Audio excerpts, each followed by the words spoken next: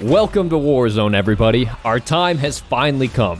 By this point in the day, you've likely already binge-watched every YouTuber's gameplay that they captured at the super-duper top-secret meeting at Infinity Ward. Well, I'm not here to repeat what they've already told you. Rather, I'm here to look into the minor points that they may have overlooked in their videos. Right, a lot of them were covering some of the broad, overarching themes and the way the game works. I started to notice some really interesting mechanics that they weren't talking about, and I wanted to discuss that with you here today. All of the gameplay here is owned by the creators. I am in no way claiming this gameplay as my own. However, I'm only using 5 to 10 second clips as tools for my analysis and commentary, which falls well within the realm of fair use. I didn't want to yoink, 20 minutes straight of their content. I didn't think that would be fair to them, and frankly, it would be against copyright rules. That being said, their videos are in the description. If you want to check out their entire gameplay and analysis, I would highly encourage you to do so if you haven't already. Before getting started on this video's content, though, I have 2 pieces of information you may want to be aware of. First, on screen, you'll find the launch times of COD Warzone. Important note, all current owners of Modern Warfare will get access 4 hours earlier than this. Second, the update file is going to be huge. Plan your download. If you already own Modern Warfare, it's going to be anywhere from 15 to 22 gigs, and new players anywhere from 80 to 100 gigs. All right, without further ado, let's get right into it.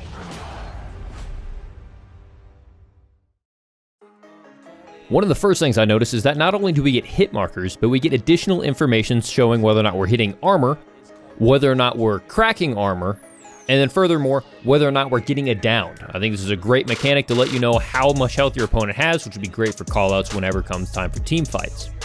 The second thing that I noticed is you actually get a pop-up on your screen whenever a cluster strike or precision airstrike is coming. Now, I'll have to do some testing on this, but I believe it only pops up whenever you're within the effective range of the cluster strike or precision.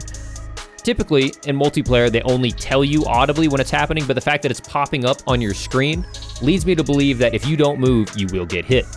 Another subtle thing that I noticed, you can actually hear Swag's teammates coming in off their parachutes from quite a ways away. Listen closely.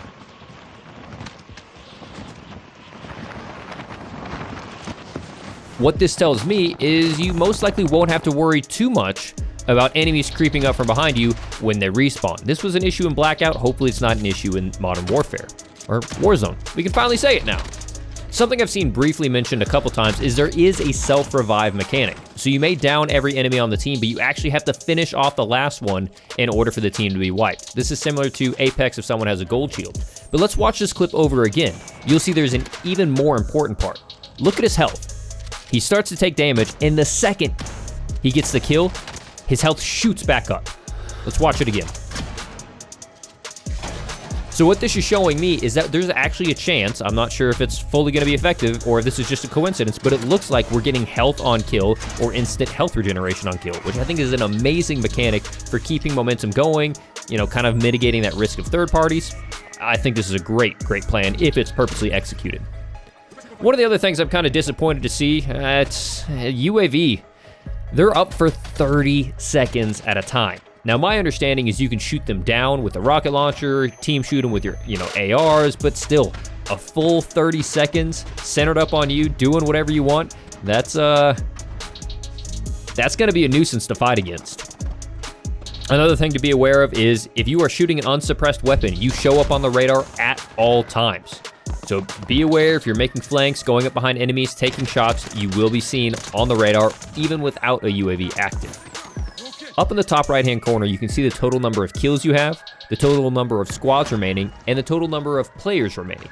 This would be great to see at the end game to kind of figure out what you're going to go up against. If people are playing a little more campy, a little more scared, you can determine how aggressive you want to be based on the total number of players.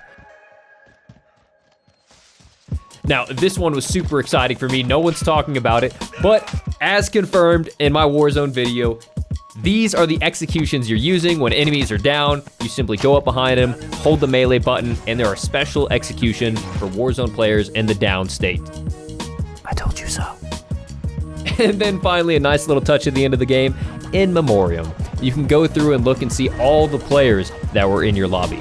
I think it'd be really cool if it showed them in numerical order and kind of put the numbers next to it so you could see the ranking of the squads. I think that'd be a nice touch. You can see here now we're switching over to Noah J's gameplay. One of the aspects that I really like is how we have maps floating on top of their location.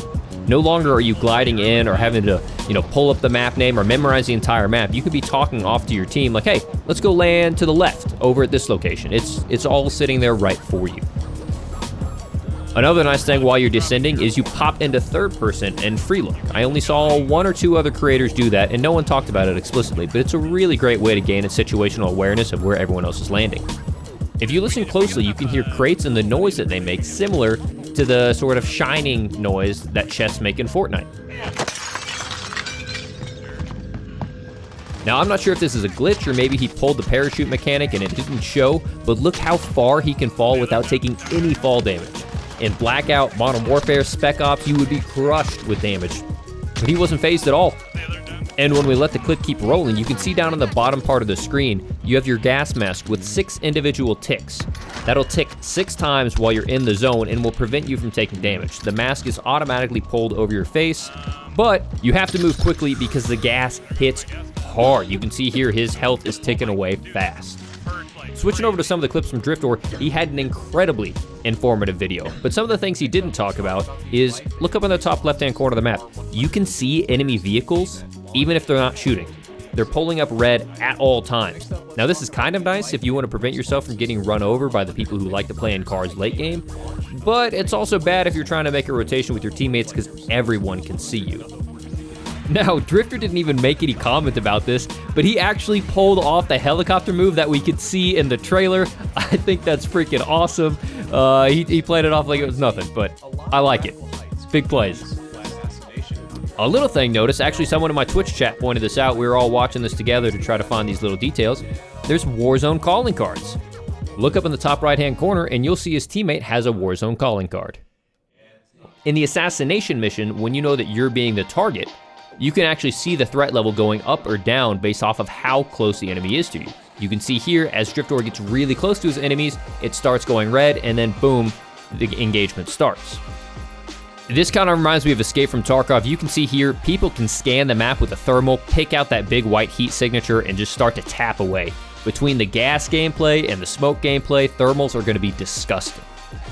Now, something that really surprised me is, check this out. You can mark someone, and they will continue to stay marked for, I'm not even sure how long, maybe 10, 15 seconds. This could be a really dirty mechanic where if you were to mark someone and then go behind a wall, you could track them behind the wall and see whether or not they're gonna push you or the angles or the flanks are gonna take. I feel like that should be nerfed if that's actually gonna be live for 10, 15, 20 seconds. And then switching over to one clip from Doug is Raw, I really like the new warm-up mechanic. Not many people showed it, but the fact that you can go into the map, pick up a gun, and just start frying the people in your lobby, I think that's going to be a lot more rewarding than Blackout when everyone is just sitting there punching you in the face as you're trying to sit and... Yeah, I still have nightmares about that. Now, the last thing that I want to talk about that I don't think enough people are talking about is there are designated slots for everything. No more loot Tetris, no more having to manage your backpack. You just carry all of your ammo, you carry all of your plunder, you carry all of your armor plates. Each thing has its own individual slot. So you have an individual slot for your primary grenade, your tactical grenade, your equipment, your guns, your armor, your grenades. It's just everything has its own spot, and you never have to worry about how much am I carrying. It's amazing. It is the best inventory system I've seen in a BR yet. Apex, Fortnite, Blackout, they all have this backpack managing system where you're juggling attachments or trying to figure out what all you're going to carry. It's super simple, ease of use.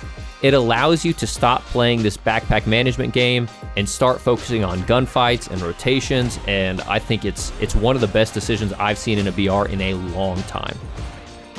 But guys, that about wraps it up. I'm not going to waste your time trying to find other information or talk through things. I wanted this to be a hard and fast video of the little cool things that I found. Big shout out to the creators I mentioned in this video: Swag, Noah J, Driftor, and Doug is Raw. I look up to all you dudes. Your content is amazing. Hope to meet you all someday. If you guys have not checked out their videos, go look it up. They have a lot of in-depth detail about some of the more broad aspects of things. These are just some of the quirky little things I notice off in the corner. But of course, I have to plug it at the very end. If you enjoyed this video, make sure to like it. Tell me down in the comments what you're most excited for Warzone.